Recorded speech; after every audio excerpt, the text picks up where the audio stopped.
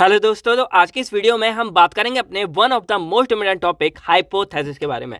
अब ये जो हमारा टॉपिक है हाइपोथेसिस, वो हमारा रियल लाइफ में भी काफ़ी ज़्यादा इंपॉर्टेंट है और एक रिसर्च वाला हमारा पूरा बायोस्टैट सब्जेक्ट है। तो ये टॉपिक आप लोगों के लिए बहुत बहुत ज़्यादा काम आने वाला है। तो बस आपसे हाथ जोड़ के रिक्वेस्ट है कि इस वाले टॉपिक को आप लोग बहुत ध्यान से पढ़ लेना और बहुत अच्छे से समझ लेना, क्योंकि एग्जाम में तो हमारे ये आता ही आता है, बाकी रियल लाइफ में और आने वाली जो हमारी यूनिट्स है ना, उनमें भी ये टॉपिक आपके काम आने वाला है। तो इस वीडियो को आप पूरा जरूर देखना और मैं पूरी कोशिश करूंगा कि आपको बहुत ही ज़्यादा अच्छे से क्लियर कंसेप्ट करके आपको हाइपोथेसिस में समझा सकूं।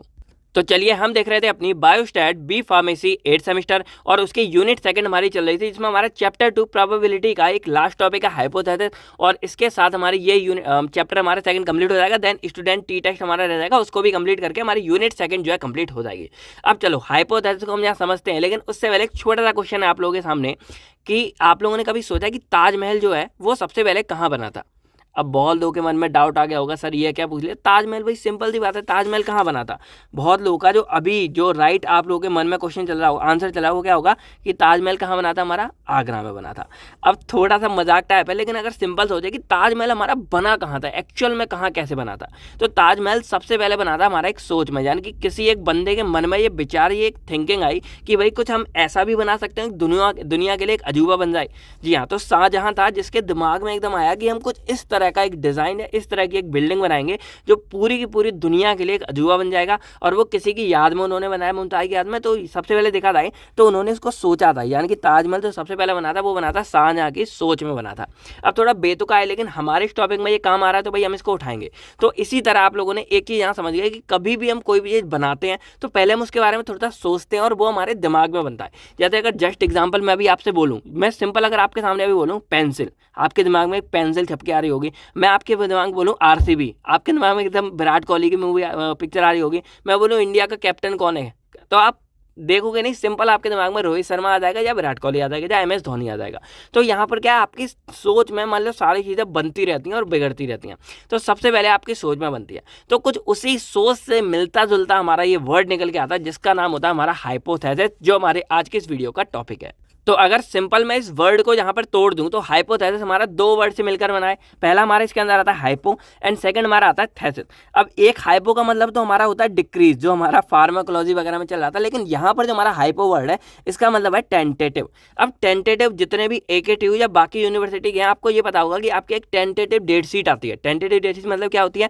वो फिक्स नहीं होती है, पर वो फिक्स हो भी सकती है। मतलब वो फिक्स नहीं होती है, वो केवल आपके लिए आती है कि आपको बता दे कि भाई एग्जाम कब कैसे होने वाले। जैसे अभी AKTU के एक टेंटेटिव डेट शीट आई थी, इसमें बी फार्मा के जो 8th सेम के एग्जाम थे वो शायद 26-27 मई में ही होने वाले थे, लेकिन अब जो फाइनल आई है वो हमारी बदल चुकी है। तो अगर हाइपो वर्ड से समझे, तो हाइपो का मतलब होता है कोई भी ऐसी चीज़ जो टेंटेटिव है, मतलब फिक्स नहीं है, वो एक टेंटेटिव है, बस ट्रू हो भी सकती है, नहीं भी हो सकती है, तो वो एक हमारी क्या होती है, फाइनल नहीं होती है। और थीसिस का मतलब होता है एनी स्टेटमेंट या फिर कोई भी हमारा एक ऐसा सेंटेंस है। तो हाइपोथेसिस का पूरा मिला के देखें तो हमारा एक ऐसा सेंटेंस है, कोई भी हमारी एक लाइन है जो हमारी सही भी हो सकती है और गलत भी हो सकती है, यानी कि पॉसिबिलिटीज़ हैं कि हमारी सही और गलत दोनों हो सकती है। जैसे एग्जाम्पल के लिए मैं आपसे बोलूँ कि क्या मैं 8th सेम का सिलेबस कंप्लीट कर पाऊंगा या मैं बाकी सेम का सिलेबस कंप्लीट कर पाऊंगा? भाई इसमें बहुत पीछे चलता हूँ मैं। तो यहाँ पर देखा जाए तो दोनों ही केस हैं, भाई कर भी सकते हैं, नहीं भी कर सकते हैं। बहुत लोग बोलेंगे सर नहीं कर पाओगे, गारंटी दे रहे हैं, तो भाई अब क्या करें, ऐसी सिचुएशन पड़ जाती है। लेकिन बस ये कुछ और महीने, इसके बाद से रेगुलर आप लोगों के लिए सारा कुछ मिलने वाला है, बस आप लोग जो है बने रहना, ठीक है। जो लोग साथ चले जाएंगे उनके लिए सॉरी, लेकिन अब बाकी जितने भी लोग हैं, आपके छोटे भाई बहन जो आने वाले हैं, सबको सारा कुछ मिलता रहेगा। तो अगर मैं एक वर्ड में बोलूँ हाइपोथेसिस, तो हाइपोथेसिस सिंपल क्या है, अजम्पशन। अजम्पशन का मतलब क्या होता है, सोचना, यानी कि कोई भी काम करने से पहले हम उसके बारे में थोड़ा बहुत सोच के रखते हैं, तो वही हमारी क्या है, हाइपोथेसिस है। अब जस्ट मैं एग्जांपल है आप लोग बताऊं, देखो IPL अभी चल रहे हैं, तो मैच हर कोई देखता होगा। तो अगर मैं सिंपल बोलूं, तो देखो कल जो मैच होना था हमारा फाइनल, वो तो हो नहीं पाया, CSK और गुजरात के बीच में, चेन्नई और गुजरात के बीच में, IPL 2023। इसलिए बोल रहा हूँ कि अगर ये वीडियो कोई लोग बाद में कभी देखें तो आपको भी पता लग जाए। तो IPL 2023 में जो फाइनल है वो CSK और गुजरात के बीच हो रहा है, सिंपल सी बात है। अब इनमें से कौन जीतेगा? तो भाई मैं अपनी अजम्पशन ये लगा रहा हूँ कि मान लो कल आज हमारा मैच है गुजरात और चेन्नई का, तो इसमें आज रात चेन्नई जीत जाएगी। तो ये मैंने जो स्टेटमेंट बोला है, अब आप लोग बोलो क्या ये सही है या गलत है? तो भाई दोनों ऑप्शन है 50-50 कि भाई गुजरात जीत भी सकती है और चेन्नई भी जीत सकती है। और लेकिन ये फाइनल नहीं है, क्योंकि भाई मैच अभी हुआ ही नहीं है। तो मैच आज शाम को होगा, उसके बाद जो रिजल्ट निकलेगा, देन हम अपने फाइनल प्रेडिक्शन या फाइनल गैस करेंगे कि हमारी वो CSK जीती या फिर गुजरात जीती। तो यही हमारी एक्चुअल में में हाइपोथेसिस होती है कि कोई काम हमारा हुआ नहीं है, हम उसको करने से पहले उसके बारे में कुछ भी बोल देते हैं, कुछ भी एजुकेटेड गैस बोलते हैं उसको, यानी कि हम उसको गैस करते हैं कि भाई ये ऐसा काम हो सकता है, ये ऐसा काम नहीं हो सकता है, उसी को हम क्या बोलते हैं, हाइपोथेसिस बोलते हैं। यानी कि सिंपल हम किसी के बारे में सोच रहे हैं जो काम हमारा होने वाला है, तो वही हमारी हाइपोथेसिस है। अब यहाँ एक और टर्म होता है एजुकेटेड गैस। एजुकेटेड गैस का मतलब क्या है कि ऐसे गैस करने जो हमारे पॉसिबल हो। अब जैसे भाई क्या है कि आरसीबी के जो फैन है वो सोचेंगे कि भाई 2023 का आईपीएल आरसीबी जीते, बट क्या ये प्रैक्टिकली पॉसिबल है? बिल्कुल नहीं, क्योंकि आरसीबी जो है प्लेऑफ से बाहर हो चुकी है। मैं कोई हेट नहीं कर रहा, बस समझाने के लिए बोल रहा हूँ। तो आरसीबी वही पॉसिबल नहीं है, ऐसा नहीं हो सकता। तो एजुकेटेड गैस जो हमारा होता है वही हमारा हाइपोथेसिस कहलाता है कि वो चीज़ हमारी पॉसिबल भी है और वो चीज़ हम पहले से प्रिडिक्ट कर रहे हैं। अब वो सही हो या गलत हो वो वही खुदा जाने, लेकिन वही हो सकता है। तो अगर सिंपल डिफाइन करें तो हाइपोथेसिस इज एन अजम्पशन और एन आइडिया, यानी कि ये कोई भी हमारी एक अजम्पशन है या आइडिया कि भाई ऐसा हो सकता है। जैसे सिंपल था, और भी आपके पास मतलब अनगिनत एग्जांपल है, आप गिन नहीं सकते हाइपोथेसिस के कि भाई कल बारिश हो सकती है, परसों बारिश हो सकती है, कल कॉलेज की छुट्टी हो सकती है। मतलब बहुत सारे ऐसे हैं जो आप अज्यूम कर रहे हो कि भाई ऐसा हो सकता है, पर पॉसिबल नहीं है कि होगा नहीं होगा। जैसे हम लोग हैं कि हमारा मेडिकल खुलेगा या नहीं खुलेगा, क्या हम कंपनी खोलेंगे आगे की नहीं खोलेंगे, या आगे बहुत सी कहानी है, क्या जॉब मिलेगी या जॉब हमें इतने हज़ार की मिलेगी। मतलब बहुत सारे एग्जांपल है जो हाइपोथेसिस के आप लगा सकते हो, यानी कि जो काम आपको करना है आपने किया नहीं, उसके बारे में जस्ट आप सपोज कर रहे हो, आप एक अज्यूम कर लेते हो, तो वही हमारी हाइपोथेसिस कहलाती है। अब सीएसके का आईपीएल जीतने वाला एग्जांपल आप लोग याद रखना, ठीक है, ये आपके आगे भी काम आने वाला है। तो अगर इसको डिफाइन करें तो हाइपोथेसिस जो हमारा है वो एक अजम्पशन है या फिर आइडिया है, और ये हमारा एक ग्रीक वर्ड था हाइपोटेथेनिया, जिसका मतलब होता है टू पुट अंडर या टू सपोज, उससे ही हमारा निकल कर आया है। तो सपोज मतलब होता है सोचना, या एजम्पशन का मतलब होता है सोचना। तो बस सिंपल सोच लो कि आज का जो मैच था वो हमारा सीएसके जीत गई और सीएसके आईपीएल 2023 की ट्रॉफी जीत चुकी है। तो ये अभी हुआ नहीं है, लेकिन हमने एक सोच लिया, अज्यूम कर लिया, यही हमारा हाइपोथेसिस है।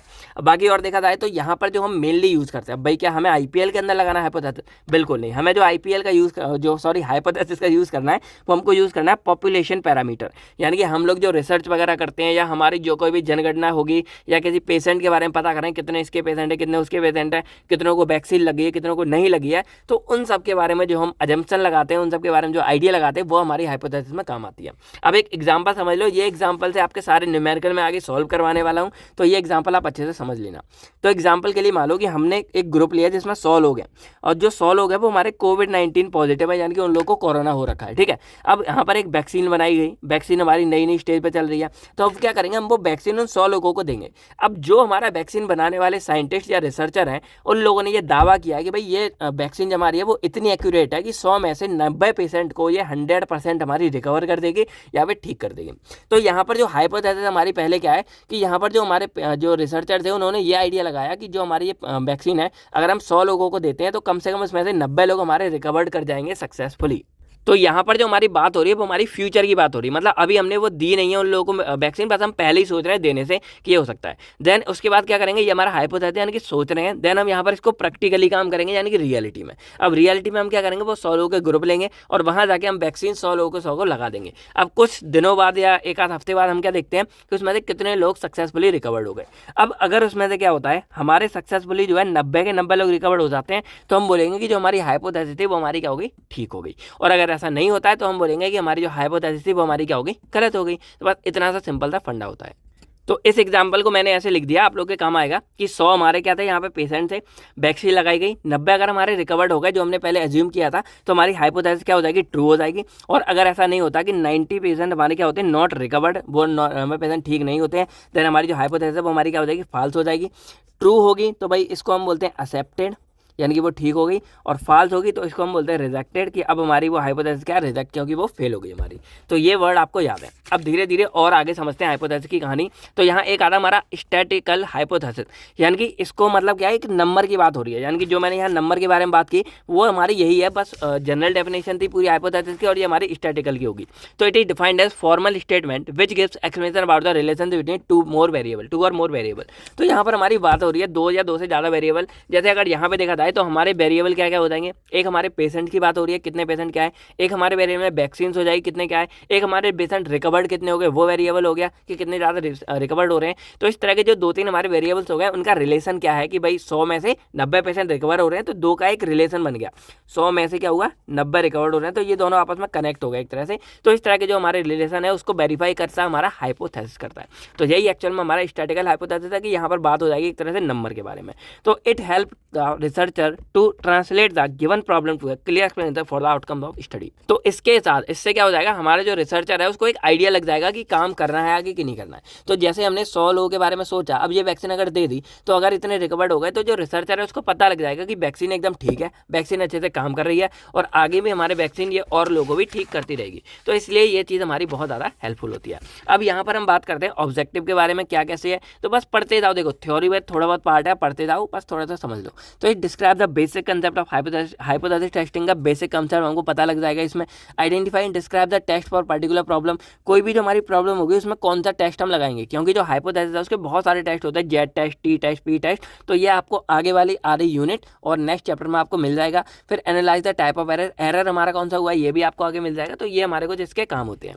अब इसमें नेक्स्ट टॉपिक आता है टेस्टिंग ऑफ हाइपोथेसिस, इसको हम बोल सकते हैं टाइप्स ऑफ हाइपोथेसिस। क्या हाइपोथेसिस हमारे कितने टाइप्स का होता है। तो अगर टेस्टिंग ऑफ हाइपोथेसिस के बारे में बात करें तो जो जो हमने अभी हाइपोथेसिस यानी कि जो हमने सोचा था उसको हम यहाँ पर चेक करते हैं कि वो हमारी सही है या फिर गलत है। अगर वो सही होगी तो उसको हम एक्सेप्ट कर लेंगे, अगर वो गलत होगी तो उसको हम रिजेक्ट कर देंगे। तो सिंपल जो टेस्टिंग ऑफ हाइपोथेसिस है वो हमारी क्या है, it is a procedure of process by which we accept or reject statistical hypothesis based on sample taken from the population. यानी कि सिंपल जो मैंने आपसे बोला कि यहाँ पर हमारी क्या है, सीएसके और जीटी में मैं बोल रहा हूँ कि सीएसके जीत जाएगी। अब क्या होगा कि कल भाई आज इसका मैच हो जाएगा शाम को, और अगर सीएसके जीत जाती है तो जो मैंने पहले से लिख कर रखा था वो मेरा सही हो जाएगा। तो भाई मेरे को ये थोड़ी सी वैल्यू देंगे, मेरी बातों को एक्सेप्ट करेंगे। और अगर ऐसा नहीं होता, सीएसके हार जाती है, तो यहाँ पर सॉरी धोनी फैन गुस्सा नहीं होना, जस्ट एग्जाम्पल। तो अगर यहाँ पर क्या होती है, सीएसके हार जाती है तो भाई ये मेरी जो हाइपोथेसिस वो रिजेक्ट हो जाएगी। और इससे क्या हो जाएगा कि जो भाई मेरे पे भरोसा दिखाता है या मेरी जो चीज़ है उसको यहाँ पर फेल कर दिया जाएगा, रिजेक्ट कर दिया जाएगा। तो ये हमारी टेस्टिंग है कि इसमें एक्चुअल में जो मैंने बोला है अब उसको टेस्ट किया जा रहा है कि वो एक्चुअल में पॉसिबल है या नहीं है। अब इसके बेस पर जो हमारी ये चीज़ है उसके बेस पर ये हाइपोथेसिस हमारी दो पार्ट्स में डिवाइड हो सकती है। पहले हमारी नल हाइपोथेसिस, सेकंड हमारी अल्टरनेट हाइपोथेसिस। अब देखो ये जो कहानी है ये हमारे और भी टाइप्स हैं, पर ये दो हमारे मेन है सिलेबस में, तो इसको हम यहाँ पर अच्छे से समझने वाले हैं।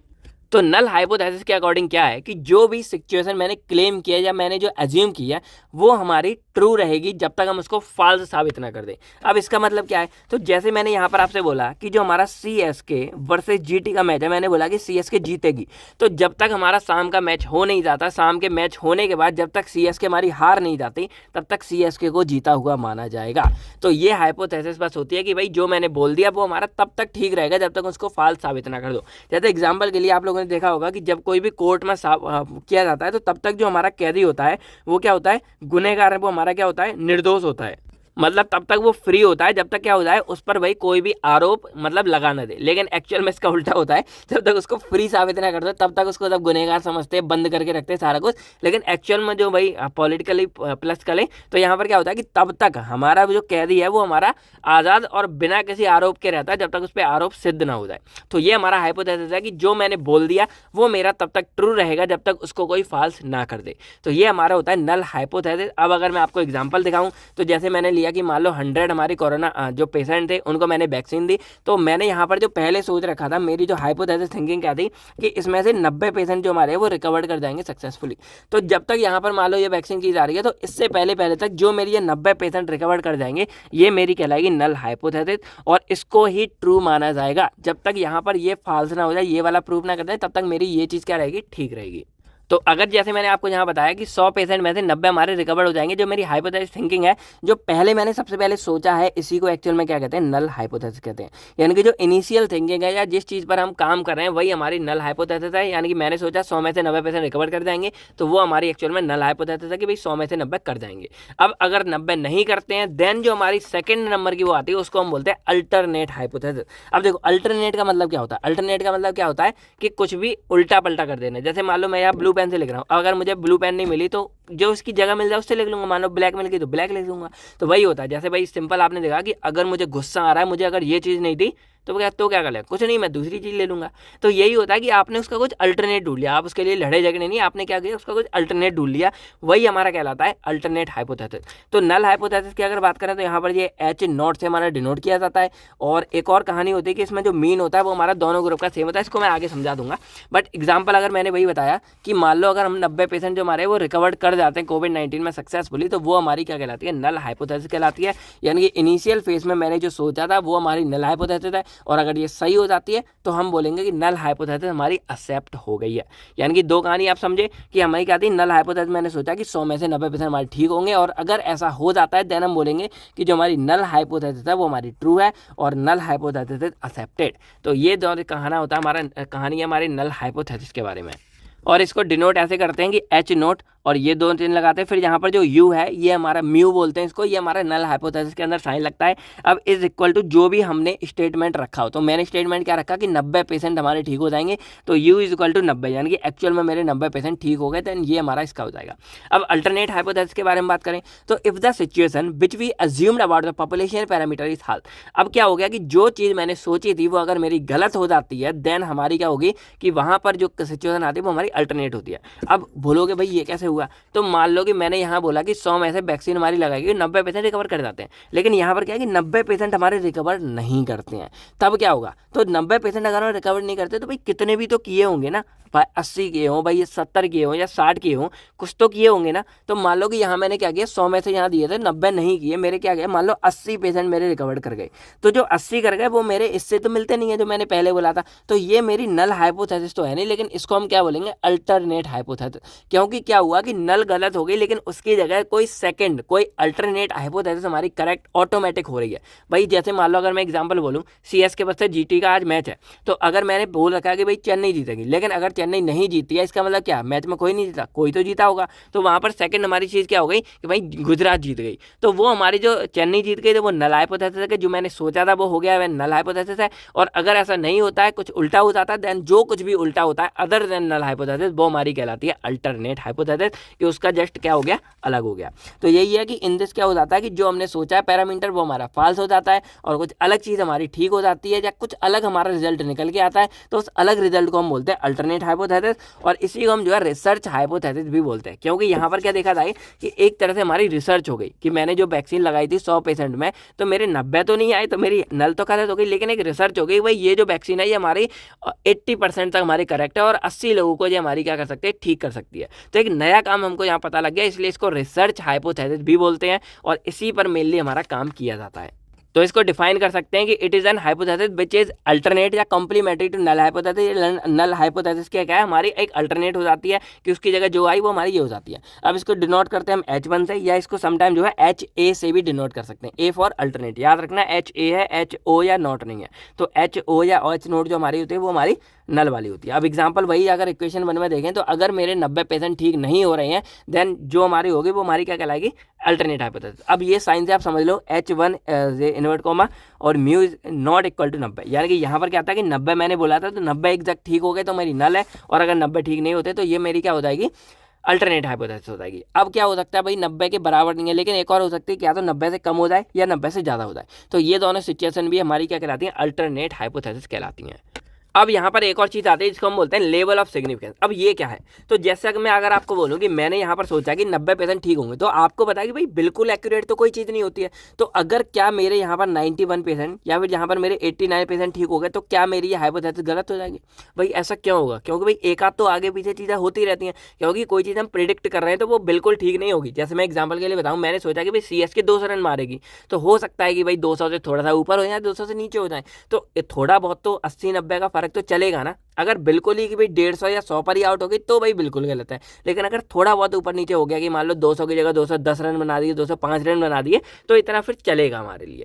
तो इसको हम बोलेंगे लेवल ऑफ सिग्निफिकेंस, कि भाई हम कितने टर्म पे माने कि हमारी जो नल हाइपोथेसिस है वो हमारी गलत हो गई और वो अल्टरनेट में चली गई, यानी कि 90 तो नहीं लेकिन कितने पर माने।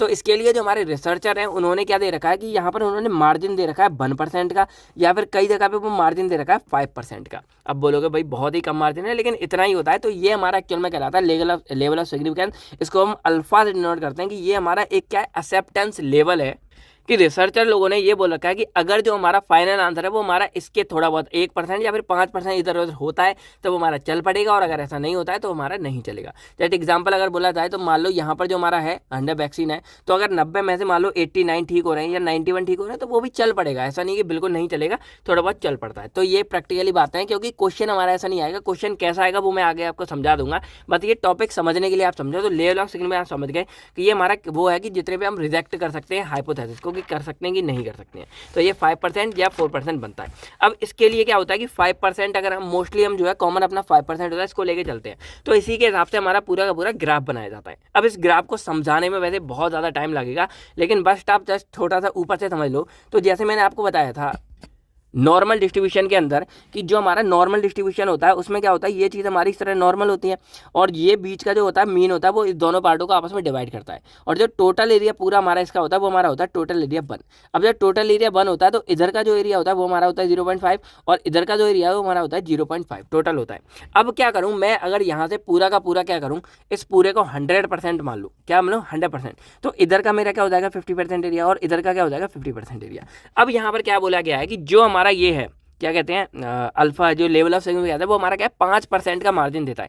तो अगर मैं 5% लूँगा तो 5% मैं क्या करूँगा लेफ्ट की तरफ लूँगा, 5% को मैं आधा आधा डिवाइड कर दूंगा, तो 2.5% मेरा आ जाएगा लेफ्ट की तरफ, 2.5% मेरा आ जाएगा राइट की तरफ। तो इस करके क्या होगा, मेरा इस तरह का एक ग्राफ बनेगा कि इस तरह का, कि ये मान लो मेरा सेंटर ऑफ वो है मीन वाला पूरा, तो ये 2.5% मेरा इधर मार्जिन मिल गया, 2.5% इधर मार्जिन मिल गया। तो ये 2.5% हमारा इधर रिजेक्शन वाला, 2.5% इधर रिजेक्शन वाला, और इधर बीच में आता है ये नॉन रिजेक्शन हमारा रीजन कहलाता है, कि इतने में अगर हमारी कोई चीज़ वेरी कर रही है तो वो हमारा क्या हो जाएगा, नल हाइपोथेसिस करेक्ट हो जाएगा। अब जो हमारा दोनों तरफ ऐसा अगर ग्राफ बनता है इसको हम टू टेल बोलते हैं, यानी कि इधर भी, और इसमें एक अगर इस साइड बनता है केवल इस तरफ बनता है तो ये हम बोलते हैं वन साइडेड, या इसको लेफ्ट टेल बोलते हैं। अगर इस तरफ आगे देखो ऐसे सीधे रखो, लेफ्ट की तरफ लेफ्ट राइट, राइट की तरफ राइट टेल बन जाता है। तो बस इसको आप दिमाग में उतार लो, कभी आ जाता है तो एग्जाम वगैरह में बना के आ जाना, क्योंकि ग्राफ के थोड़े से एक्स्ट्रा मार्क मिल ही जाते हैं। अब यहाँ पर हमारा ये केवल वन साइडेड है, यानी कि एक तरफ है, तो इधर का एरिया पूरा 90% हो जाएगा, और 5% हमारा ये रिजेक्शन रीजन हो जाएगा, यानी कि जो हमारा एक वन साइडेड वाला होगा उसमें रिजेक्शन एरिया थोड़ा सा ज़्यादा पड़ जाएगा एक तरफ की तरफ, और अगर इसमें होगा तो हमारा राइट टेल की तरफ हो जाएगा, और इधर रिजेक्शन एरिया हमारा कितना हो जाएगा, पूरा हो जाएगा, यानी कि 5% हो जाएगा। अब क्वेश्चन आता है कि ये ग्राफ बनता कैसे। तो देखो जो ये वाला हमारा है मेन, यानी कि ये वाला जो हमारा पूरा ग्राफ है, ये दोनों वाला ये हमारा बनता है जब हमारा ये नॉट इक्वल टू 90 दिखाए। मतलब यहाँ पर क्या है कि यहाँ पर एग्जैक्ट नहीं लिखा है कि 90 से ज़्यादा है या 90 से कम है, यहाँ एग्जैक्टली क्या है कि 90 से कम भी हो सकता है, ज़्यादा भी हो सकता है। और जब ऐसा होगा तो हमारा जो ग्राफ है रिजेक्शन वाला वो हमारा लेफ्ट की तरफ भी जा सकता है, राइट की तरफ भी जा सकता है। तो इसीलिए इसको जो है हम टू टेल ग्राफ बोलते हैं। मुझे पता है कुछ लोगों को ये समझ नहीं आ रहा होगा, बस थोड़ा बहुत आप याद करने के लिए समझ लो। तो यहाँ पर क्या है कि ये नॉट इक्वल टू 90, तो दाएं और बाएं दोनों तरफ जा सकते हैं, लेफ्ट राइट, इसीलिए इसका ये बनता है, और इसको हम यहाँ पर बोलते हैं टू टेल टेस्ट हाइपोथेसिस बोलते हैं। अब यहाँ पर एक क्या है कि अगर जो म्यू है वो हमारा 90 से कम निकल के आ गया, तो जब 90 से कम निकलता है यहाँ पर, तो अब हमारा ग्राफ बनेगा इस तरह का। सॉरी 90 से ज़्यादा हो गया क्योंकि ये बड़ा वाला इधर होता है, तो जो हमारा म्यू है वो मोर देन 90 डिग्री मिल गया। तो जब हमारा ये ज़्यादा हो तो हमारा राइट की तरफ बनाना है, यानी कि इसका बनेगा ये वाला हमारा, और जब ये हमारा कम हो तो इसका बनेगा ये वाला। अब इसको याद कैसे करना है, तो सिंपल सी बात है कि जिधर को ये वाली जो पतली वाली गुंडे उस साइड आप ये बना देना। जैसे यहाँ पर दिखाता है तो इसमें इस तरफ है, तो यहाँ पर जो हमारा एच यहाँ पर होगा H1 जो अल्टरनेट है वो म्यू इज लेस देन 90 होगा, क्योंकि यहाँ पर ये घुंडी इस तरफ है तो ये इधर बना दो, और यहाँ पर इस तरफ हमारा बन जाएगा तो ये इधर बना दो, यानी कि इसमें 90 से बड़ा है, इसमें 90 से छोटा है, छोटे वाले में लेफ्ट तरफ, बड़े वाले में राइट तरफ। इस तरह आप केवल इससे याद रखो, जिधर ये पेड़ जा रहा है उधर ये हमारा ये ऐसा कर्व जाएगा, और इधर ये ऐसा जा रहा है तो इस तरफ ऐसा जाएगा। तो इससे आप इस चीज़ को याद कर सकते हो, कभी नहीं भूलोगे। तो अब जो आप हाइपोथेसिस समझ गए, हाइपोथेसिस का ऑब्जेक्टिव टेस्टिंग समझ गए, नल और अल्टरनेट दोनों हाइपोथेसिस के बारे में आपको पता लग गया, लेवल ऑफ सिग्निफिकेंस पता लग गया। अब एक और चीज़ है एरर, देन इसके बाद हम जो अपने क्वेश्चन आंसर होगा इसमें बात करेंगे।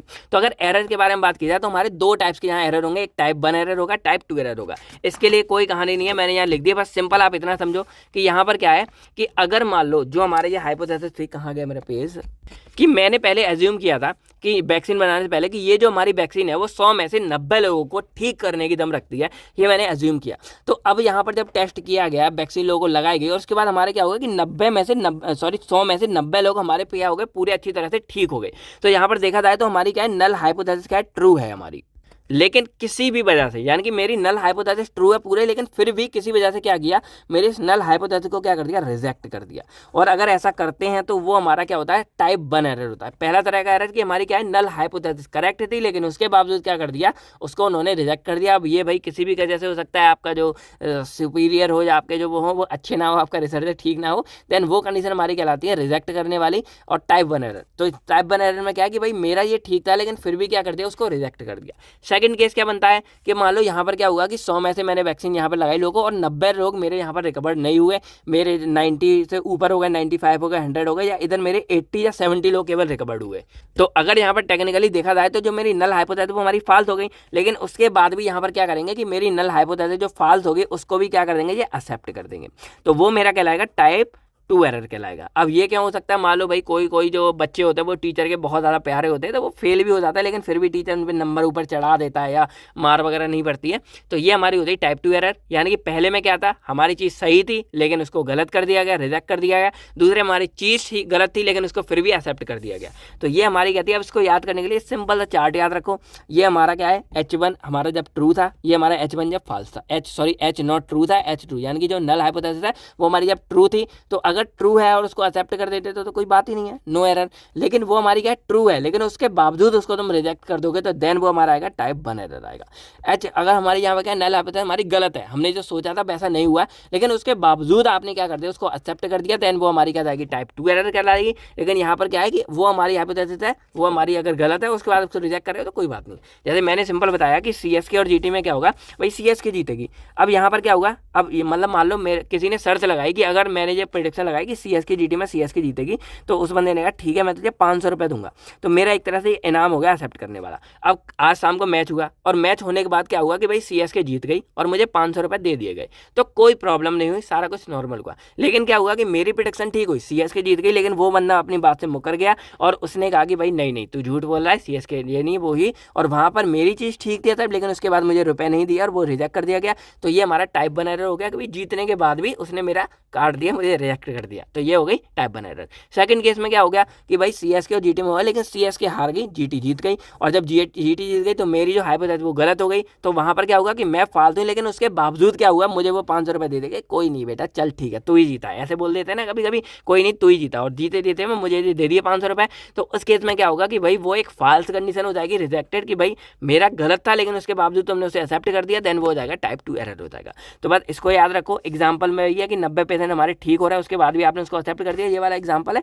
देन वो हमारी पहली हाइपोथेसिस टाइप 1 है कि भाई सही होने के बाद उसका आप रिजेक्ट कर दिया, दूसरा क्या है फॉल्स होने के बाद उसने आपको एक्सेप्ट कर दिया। तो ये हमारी हो जाएगी टाइप 1 टाइप 2 एरर वाली। इस वाले चार्ट को आप याद रखना। बस दो कहानी, पहला हमारा सही होने पर भी आपने उसको रिजेक्ट कर दिया, दूसरा गलत होने पर भी आपने उसको एक्सेप्ट कर दिया।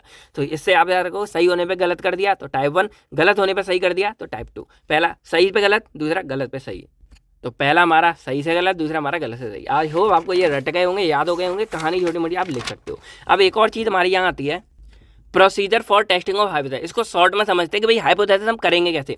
सबसे पहले आइए हमारी कि आपको सबसे पहले सोचना है नल हाइपोथेसिस। तो वही मैंने सोचा जहाँ पर कि 100 में से 90% मेरे इस वैक्सीन से मेरी वैक्सीन से ठीक हो जाएंगे, नल हाइपोथेसिस। सेकंड हमारी अल्टरनेट है कि उसकी जगह अगर नहीं होता तो क्या हो सकता है। तो भाई क्या हो सकता है कि 90 सही हो जाएंगे, तो कंडीशन क्या होगी, या तो हमारा जो म्यू है नॉट इक्वल टू 90 कि भाई 90 ठीक नहीं हुए, दूसरा 90 से कम ठीक हुए, दूसरा 90 से ज़्यादा ठीक हुए, तीसरा 90 से कम ठीक हुए। तो ये तीन कंडीशन हमारी बनकर आती हैं। ये जो हमारी होती है इसमें 2 टेल होती है, ये राइट टेल, ये लेफ्ट टेल, ये मैंने आपको पहले बता दिया है। थर्ड हमारा लेवल ऑफ सिग्निफिकेंस कि अब हमें यहाँ पर डिसाइड करना है कि भाई कितने परसेंट तक हम मार्जिन लेंगे। तो हम यहाँ पर मोस्टली 5% 1% लेते हैं। तो 5% जो लेते हैं इसको अगर हम सॉल्व करेंगे 5% इंटू 100 0.05 बनेगा, और 1 को ठीक करेंगे तो 1 इंटू 100 इजकल टू 0.01 बनेगा। तो ये हमारी वैल्यू है, ये वैल्यू आपको यहाँ पर दिख रही होंगी। बाकी यहाँ फोर्थ हमारा आता है टेस्ट स्टैटिस्टिक। तो ये चीज़ बस आपको याद रखें कि इसमें एक हमारा फॉर्मूला है और उस फॉर्मूले के अंदर आपको वैल्यू पुट करनी है। तो इसके अंदर हम निकालते हैं बेसिकली अपनी जेड वैल्यू। अब जेड वैल्यू आपने नॉर्मल डिस्ट्रीब्यूशन के अंदर पढ़ी होगी प्रीवियस में क्या होती है, तो वो आप थोड़ा सा समझ लेना। इसका एक हमारा पूरा चार्ट आता है टेबल, उसके अंदर से ही आप इसकी वैल्यू निकाल सकते हो। तो इसमें क्या होता है, mean minus mean upon sigma upon ये। तो ये हमारा स्टैंडर्ड एरर होता है, वो मैं आके आपको बता दूंगा इसी के साथ में। तो यहाँ पर एक हमारा मीन होता है सैंपल का और ये मीन होता है हमारा नॉर्मल पॉपुलेशन का। और सबसे लास्ट में हमारा आता है डिसीजन कि हमने सारे काम कर लिया। हमने सबसे पहले नल अपना एक एज्यूम कर लिया, अल्टरनेट देख लिया क्या क्या हो सकते हैं, लेवल ऑफ सिग्निफिकेंस देख लिया, देन हमने उसको टेस्ट परफॉर्म किया कि वो सही है कि गलत है। और टेस्ट परफॉर्म करने के बाद लास्ट में हम देखेंगे कि अगर वो हमारा जो रीज़न है, यानी कि जो मैंने यहाँ पर आपको रीज़न बताए थे ये वाले, कि अगर वो हमारा इस वाले रीजन में जाता है, नॉन रिजेक्शन रीजन है, देन वो हमारा एक्सेप्ट हो जाएगा। और अगर वो हमारा इस वाले और इस वाले एरिया में या इस वाले एरिया या इस वाले एरिया में जाता है, देन वो हमारा रिजेक्ट हो जाएगा। इनकी वैल्यू आपको आगे पता लग जाएगी, तो घबराने की जरूरत नहीं है। तो यहाँ पर हमारी दो मेन चीज़ आ रही है। पहला हमारा आएगा जेड, अगर जो हमने यहाँ जेड की वैल्यू निकालेंगे वो हमारी जेड ए की वैल्यू से क्या होगी, डाउन होगी, तो वो हमारा एक्सेप्ट हो जाएगा। और अगर वो हमारा जो जेड निकला वो हमारे जेड ए की वैल्यू से ज़्यादा होगी, देन वो हमारी रिजेक्ट हो जाएगी। अब ये जेड और जेड ए क्या है, तो जेड हमारा वो वैल्यू है जो आपने क्वेश्चन के अंदर से फाइंड आउट किया। बस इतना याद रखो, क्वेश्चन सॉल्व करोगे सारी कहानी समझ आ जाएगी। और जेड ए एक्चुअल में क्या है, हमारी लेवल ऑफ सिग्निफिकेंस की वैल्यू है जो आपको गिवन होंगी। अगर नहीं दी होती तो चार्ट वगैरह आपको दी जाएगी, आप टीचर से पूछ सकते हो। तो ये चीज़ में आपको बिल्कुल घबराना नहीं है। तो अगर ये हमारे जो जेड की वैल्यू जेड ए से कम है, देन हमारी एक्सेप्टेड है। और अगर जेड की वैल्यू जेड ए से ज़्यादा है, देन वो हमारा क्या हो जाएगा, रिजेक्ट हो जाएगा। तो वैसे ये सारी चीज़ें आपके स्टूडेंट टी टेस्ट में भी आएंगी, बस बेसिक आप अभी समझ लेगो ना, तो आगे आपके ये चीज़ काम आने वाली है। तो रिजेक्ट और एक्सेप्ट आप समझ गए। बाकी यहाँ पर देखा जाए तो जो हमारा अल्फा है, जो हमारा लेवल ऑफ सिग्निफिकेंस है, मोस्टली हम क्या लेते हैं, 0.05 लेते हैं। ठीक है, अब यहाँ पर एक और टॉपिक है स्टैंडर्ड एरर ऑफ मीन। ये कुछ नहीं है, बस इसमें क्या करते हैं, जैसे मैं आपको सिंपल अगर बताऊँ कि मीन हमारे क्या होते हैं, तो उसके लिए सिंपल समझ लो। मान लो हमारा क्या है, पूरा का पूरा ये क्या है, कॉलेज है। अब कॉलेज के अंदर ये हमारी मान लो फर्स्ट सेम की क्लास है, ये हमारी सेकंड सेम की क्लास है, ये हमारी थर्ड सेम की क्लास है, ये फोर्थ की क्लास है, मान लो ऐसे मान लो। अब क्या होगा कि हर एक सेमेस्टर में क्या है, कुछ बच्चे हैं, बच्चे पेपर देते हैं और पेपर में क्या होता है, उनके कुछ मार्क्स आते हैं। तो अगर मैं क्या करूँ, उनके मार्क्स का ही मीन निकालूँ, तो मान लो कि मैंने यहाँ मीन निकाला फर्स्ट सेमेस्टर के बच्चों का, यहाँ मैंने निकाला सेकंड सेम के बच्चों का, यहाँ थर्ड सेम के बच्चों का, यहाँ फोर्थ सेम के बच्चों का। तो अब क्या होगा कि ये जो मीन है, इनमें क्या होगा, कुछ ना कुछ डिफरेंस हमारा निकल के आएगा। क्या होगा, कुछ ना कुछ डिफरेंस। जैसे लेफ्ट मान लो, एग्जाम्पल मान लो, यहाँ पर हमारा मीन निकल के आएगा, बच्चे जो एवरेज ला रहे हैं वो ला रहे हैं 55 के करीब, यहाँ पर 60 के करीब ला रहे हैं, यहाँ पर मान लो 65 के करीब ला रहे हैं, यहाँ पर मान लो क्या ला रहे हैं बच्चे, कुछ भी ला रहे हैं 70 के करीब ला रहे हैं। तो यहाँ पर जो हमारे मीन है उनमें क्या है, कुछ ना कुछ हमारा डेविएशन है। डेविएशन मतलब डिफरेंस है, कुछ ना कुछ अलग हो रहा है। तो इसी डेविएशन या डिफरेंस को जो हम कैलकुलेट करते हैं, उसी को हम क्या बोलते हैं, स्टैंडर्ड एरर ऑफ मीन। यानी कि यहाँ पर एक्चुअल में क्या है, मीन के अंदर हमारा क्या क्या डिफरेंस है, क्या क्या डेविएशन है, क्या क्या डिफरेंस है, उसी को हम यहाँ चेक करते हैं। तो सिंपल देखा जाए तो स्टैंडर्ड एरर ऑफ मीन को हम यहाँ सिग्मा एम करके डिनोट करते हैं। अब it is method use to calculate standard deviation of sampling distribution.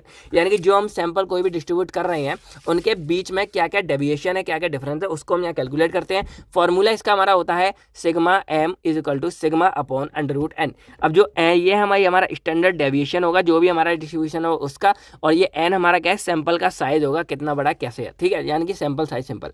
अब क्या होगा, ये जो फॉर्मूला है ये हमारा सिंपल सा क्या है कि लार्जर, जितना हमारा बड़ा फॉर्मूला होगा उतनी छोटी हमारी क्या होगी, स्टैंडर्ड एरर मीन निकल जाएगी। डायरेक्ट हम क्वेश्चन निकालते हैं, देन आपको सारी कहानी समझ आ जाएगी। बस एक यहाँ पर मतलब जो वैल्यूज है वो गिवन समझ लो, वो मैंने यहाँ लिख दी है, सिंपल समझ लो कि अगर हम अपना लेवल ऑफ सिग्निफिकेंस है वो अगर 5% लेते हैं, क्या लेते हैं, 5% सिग्निफिकेंस लेते हैं, तो वहाँ पर हमारी जो अगर टू टेल की बात हो, टू टेल की बात क्या मतलब, मैंने आपको पहले ही बताया था कि जब हमारा जो म्यू होगा वो नॉट इक्वल टू होगा। यानी कि मैंने जो बोला mu is not equal to, मान लो कोई भी वैल्यू 90 मान ली, तो ये हमारा ऊपर नीचे दोनों तरफ जा सकता है, तो वो हमारा टू टेल है। अगर मैं सिंपल लिख दूँ mu is less than 90, sorry greater than 90, जब mu is less than 90, then ये हमारा कहलाएगा, ये हमारा कौन सा हो जाएगा, राइट वाला हो जाएगा, ये हमारा लेफ्ट टेल हो जाएगा। तो इस दोनों में आप कंफ्यूज मत होना। तो अगर वन टेल की बात होगी तो प्लस माइनस 1.645 वैल्यूज होगी, और ये हमारी वैल्यू किसकी है, जेड की वैल्यू है, तो कंफ्यूज मत होना। यहाँ पर अगर 1% का मार्जिन यहाँ पर लेते हैं, 1% लेवल ऑफ सिग्निफिकेंस, तो प्लस माइनस 258 आ जाएगी फॉर टू टेल, और प्लस माइनस 2.33% आ जाएगी फॉर वन टेल। तो कंफ्यूज नहीं होना, सिंपल आप सबकी वैल्यू आपको याद रखनी है। याद नहीं रखनी तो बस 2-4 ही वैल्यू आप अच्छे से याद भी कर सकते हो। तो अब यहाँ पर हम देखा जाए तो एक क्वेश्चन पहला हमारा आता है, क्वेश्चन हम समझते हैं, देन आपको सारी कहानी ऑटोमेटिक क्लियर हो जाएगी। तो पहला क्वेश्चन है, द सैंपल ऑफ 900 मेंबर, हमारे 900 मेंबर है, हैज़ अ मीन वैल्यू 3 से 3.4 centimetre and standard deviation value 2.6 value. यानी कि यहाँ पर देखा जाए तो एक्स नॉट हमको मिल गया यहाँ पर, और यहाँ देखा जाए तो ये हमको सिग्मा मिल गया। Find the 90% confidence limit of population mean. अब यहाँ पर आपको बताया 90% कॉन्फिडेंस लिमिट बोलिए, यानी कि यहाँ जो लेवल ऑफ सिग्निफिकेंस है वो अगर 95 को हम अगर इसको हटा दें, जो आपने अभी रीजन देखा था यहाँ पर, अगर इस रीजन में हम ये 90% हटा दें तो हमारा कितना बचा, 5% बचता है। तो यहाँ पर जो मार्जिन है वो हमारा 5% वाला लगेगा लेवल ऑफ सिग्निफिकेंस, और 5% 5% का मतलब क्या है 0.05 वाला, और अगर जो 5% है इसकी अगर हम वैल्यू देखें यहाँ पर क्या है 1.96 है। अब यहाँ एग्जैक्टली नहीं बोला कि भाई इससे कम या इससे ज़्यादा, तो हम यहाँ पर क्या लेंगे, देखो इसको पहचानना कहते हैं एग्जैक्ट वैल्यू नहीं लिखी होगी कि भाई लेस देन है या मोर देन है। अगर बराबर लिखा है तो हम यहाँ क्या बोलेंगे टू टेल की वैल्यू यानी कि 1.96 लगाएंगे। तो यहाँ पर स्टैंडर्ड एरर ऑफ मीन में देखा जाए sigma upon under root N, sigma हमारा 2.61, एन हमारा 900 mn, इसको सॉल्व करेंगे हमारी वैल्यू निकलेगी 0.087 मिलेगी। अब 90% डिस्ट्रीब्यूशन लेवल के लिए जो हमारी जेड की वैल्यू है 1.96 है। अब अगर हम यहाँ पर लिखते हैं यहाँ पर क्या है कि यहाँ पर क्या है फाइंड द 90%, तो यहाँ पर जो हमारा बनता है वो इस तरह का वो बनता है, मैंने पूरा लिख दिया है कि एक्स मीन प्लस यहाँ पर क्या है ब्रैकेट में स्टैंडर्ड एरर इंटू 1.96, इसी को यहाँ उतार देना है कि मीन हमारे यहाँ पर दिया था 3.4, ये हमने लिख दिया, प्लस माइनस 1.96 इंटू 0.87, तो ये हमारा एग्जैक्ट इसका आंसर बनेगा। अब इसको सॉल्व कैसे करना है, तो एक बार यहाँ प्लस लगा के करना है, एक बार यहाँ माइनस लगा करना है। तो इसको सॉल्व करके और कमेंट्स में आंसर बताओगे भाई कितना आप लोगों के लिए आंसर आता है। बात 3.4 हमारा वो था। तो एक आध ये ऐसे क्वेश्चन वैसे मोस्टली आते नहीं है, नॉर्मल कैसे आते हैं वो आपको बता दूंगा, बस एक आधा आ गया तो आप यहाँ लिख सकते हो। मेन हमारा आएगा स्टैंडर्ड एरर ऑफ मीन निकालने के लिए, तो वो आपने यहाँ तक निकाल चुके हो, सिग्मा और स्टैंडर्ड सिग्मा और मीन की वैल्यू आप यहाँ एन की वैल्यू आपको मिल जाएगी, आप इस तरह यहाँ निकाल सकते हो। सेकंड हमारा यहाँ क्वेश्चन आता है find the standard error of mean of given observation. तो मान लो यहाँ पर हमारी 5 वैल्यू दी, अब इसका आपको स्टैंडर्ड एरर ऑफ मीन निकालना है, ठीक है। तो सबसे पहले हम क्या करेंगे, यहाँ पर मीन और स्टैंडर्ड डेविएशन निकालेंगे। देन हम यहाँ पर, क्योंकि भाई हमको क्या चाहिए, मीन चाहिए और स्टैंडर्ड डेविएशन चाहिए, तो जितनी भी हमारी ये वैल्यू थी इन सबको हम यहाँ काउंट करेंगे, क्या है 1 2 3 4 5 है, 150 अपॉन 5 करेंगे, हमारा क्या आ जाएगा यहाँ 30 का है मीन। अब यहाँ पर हमको क्या निकाला, डेविएशन डी, तो D is equal to X minus X bar, तो एक्स माइनस एक्स बार करेंगे तो यहाँ पर हमारा 30 निकला। अब 10 minus 30 minus 20, 20 minus 30 minus 10, 30 minus 30 0, 40 minus 30 10, 50 minus 30 20। अब यहाँ पर इसका हम डी स्क्वायर निकालेंगे, 400 100 100 400। देखो ये जो है ना, इसको आप एक बार खुद नोटबुक पे सॉल्व करके देखना। देखो मैं ऐसे ही ओरली करा रहा हूँ क्योंकि मैं कर चुका हूँ, टाइम बहुत ज़्यादा हो जाएगा, तो आप एक बार करके देख सकते हो। बाकी प्रीवियस वीडियो में हम सारा कुछ करा ही रखे हैं। अब जो हमारा फॉर्मूला था स्टैंडर्ड डेविएशन निकालेगा वो क्या है, under root sigma d square upon n minus bracket में सिग्मा डी अपॉन एन का होल स्क्वायर। अब ये जो फॉर्मूला है वो हमारा नॉर्मल के लिए है, बिल्कुल जो हमारी इंडिविजुअल सीरीज है, क्योंकि यहाँ पर हमको केवल एक डाटा दिया है तो इंडिविजुअल सीरीज हमारी हो जाती है। तो सिग्मा डी स्क्वायर हमारा 1000 निकला, जो मैंने यहाँ पर अगर हम पूरे को सम करेंगे सिग्मा डी स्क्वायर तो ये हमारा निकलेगा 1000, और इधर करेंगे तो ये हमारा निकलेगा 0, और इधर करेंगे तो 150 निकल के आया था। तो यहाँ पर सिग्मा डी स्क्वायर हमारा 1000, एन हमारा 5 क्योंकि सिंगल है तो हम 5 लेंगे, और यहाँ पर सिग्मा डी अपॉन एन, तो सिग्मा डी हमारा 0 था क्योंकि यहाँ पर हमारा 0 निकल के आया ये, तो ये हमारा 0 हो जाएगा। बाकी एन हमारा कितना था 5, तो ये पूरा 0 हो जाएगा। अब यहाँ पर अंडर रूट इससे हम इसको कट करेंगे तो हमारा क्या जाएगा 200 200 अंडर रूट 200 की वैल्यू 14.14 आ गया। अब जो हमारा स्टैंडर्ड एरर मीन है इसका फॉर्मूला क्या है, sigma upon under root N, sigma हमारा आ गया 14.14 जो हमने स्टैंडर्ड डेविएशन निकाल लिया, और यहाँ अंडर रूट एन हमारा क्या हो गया, अंडर रूट 5 हो जाएगा। इसको सॉल्व करेंगे 2.25, इन दोनों कैलकुलेट करेंगे 6.14, ये हमारा इसका स्टैंडर्ड एरर ऑफ मीन निकल के आ जाएगा, बहुत ही ईजी है। अब ठीक है, थर्ड हमारा क्वेश्चन यहाँ पे आता है, a random sample of size 100 is taken from a population with sigma is equal to 5.1, find out the standard error of mean. तो यहाँ पर हमको क्या देखा है, सिग्मा दे रखा है, बाकी सैंपल साइज 100 दे रखा है, बस कुछ चाहिए ही नहीं, एन हमारा 100 हो गया, सिग्मा 5.1 हो गया, दोनों को सॉल्व करेंगे और आंसर हमारा निकल के आ जाएगा 0.51। ठीक है, करके देख लो एक बार। फोर्थ हमारा क्वेश्चन आता है, a sample of 64 student has a mean weight of 70 kg। ये हमारा हाइपोथेसिस का एक्चुअल क्वेश्चन है जो आपको स्टूडेंट टी टेस्ट में भी मिलेंगे, तो इसको आप अच्छे समझ लो। तो आज सैंपल ऑफ 64 स्टूडेंट, ये हमारा क्या हो जाएगा, अभी से लिख लो, एन हो जाएगा, has a mean weight of 70 kg। तो सैंपल का जो हमारा मीन वेट है 70 kg हमको यहाँ मिल गया। Can this be regarded as a sample from a population, ये हमारा सैंपल फ्रॉम पॉपुलेशन का हो जाएगा with mean weight of 65 kg, तो ये हमारा मीन वेट आ जाएगा 65 kg and standard deviation of 25 kg, ये हमारा आ जाएगा सिग्मा आ जाएगा, और ये हमारा आ जाएगा एक्स नॉट आ जाएगा। तो देखा जाए हमको सारी ऑलमोस्ट वैल्यू मिल चुकी हैं। अब जो मैंने आपको स्टेप बताए थे उसमें सबसे पहले हमारा क्या था, नल हाइपोथेसिस सोचना है। तो यहाँ पर जो नल हाइपोथेसिस हमने सोची गई वो क्या देती गई यहाँ पर, कि जो हमारा 70 kg यहाँ पर क्या है, अ सैंपल ऑफ 64 स्टूडेंट था मीन वेट, यानी कि इन्होंने सोचा है कि जो हमारे 64 स्टूडेंट है उनका मीन वेट होगा जो हमारा 70 kg के करीब होगा, मतलब 70 किलो के बराबर होगा।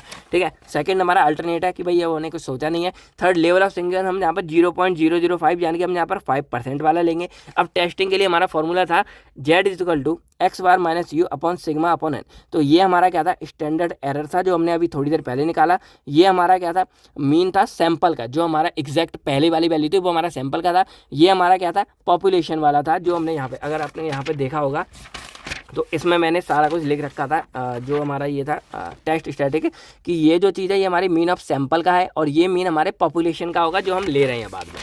तो यहाँ पर अगर क्वेश्चन के अकॉर्डिंग देखा जाए तो ये हमारा पहला है mean weight of 70 kg sample का, जो हम सोच के बैठे हैं। ये हमारा क्या है, सैंपल हम जो पॉपुलेशन में से निकाल रहे हैं उसका मीन वेट 65 kg है और स्टैंडर्ड इतने। तो अब इन्होंने ये पूछना है कि क्या ये हमारा हाइपोथेसिस में एक्सेप्टेबल है या नहीं है, ये नल हाइपोथेसिस में एक्सेप्टेबल है या नहीं है। तो हमने सारी की सारी इन्फॉर्मेशन लिख ली। नल हाइपोथेसिस हमारा 70 हो गया, ये वाला सिंपल लिख लिया। अल्टरनेट हमारा रिगार्डिंग नहीं है, यहाँ पर सिग्निफिकेंस हमने 5% ले लिया। एज्यूम्ड किया है हमने, गिवन नहीं था, गिवन भी होता है कई केस में।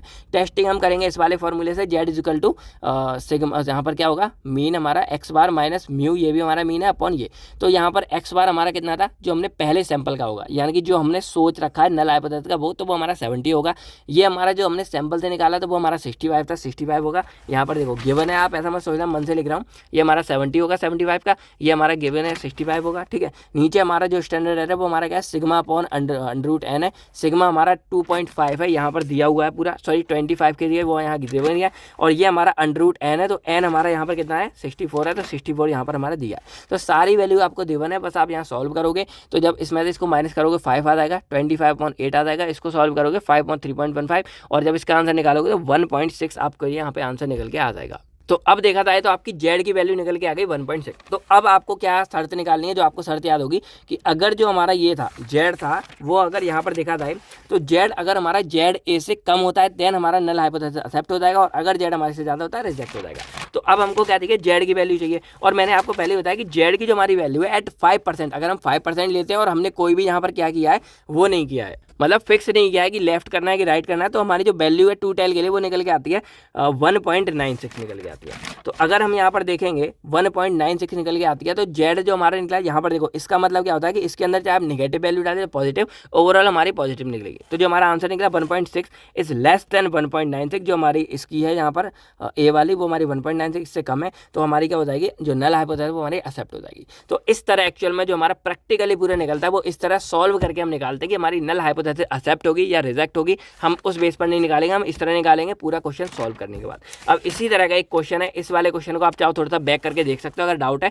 इसी तरह का एक क्वेश्चन हमारा ये वाला है, इसको आपको कमेंट्स में खुद सॉल्व करके बताना है, ज़्यादा हार्ड नहीं है। बस एक मैं आपको हिंट दे दूंगा, जहाँ पर क्वेश्चन समझा देता हूँ। मान लो क्या है कि 50 स्मोकर्स हैं हमारे, question about the number of hours they sleep each day, यानी कि यहाँ पर 50 स्मोकर्स हैं, तो उनका यहाँ पर देखा जाए कि वो ईच दिन में कितने नंबर ऑफ आवर्स सोता है। तो यहाँ पर लिखा है कि 1 want to test the hypothesis, यहाँ पर क्या है हाइपोथेसिस टेस्ट करना चाहते हैं that the smoker need less sleep than the general public, यानी कि जो स्मोक करते हैं वो लोग क्या करते हैं, कम सोते हैं उनके मुकाबले जो हमारी नॉर्मल पब्लिक है। तो जो नॉर्मल पब्लिक है वो हमारी सोती है 7.7 आवर ऑफ स्लीप। तो the step below are follow. तो अब आपको क्या निकालना है कि जो हमने पूरा हाइपोथेसिस सोचा है वो आपको सिग्निफिकेंस लेवल 0.05 के बेस पे निकालना है, इतनी लेके। सेकंड आपको निकालना है कि if a sample mean is 7.5 and the population standard deviation is 0.5 what can you calculated, इसको कैलकुलेट कैसे करोगे।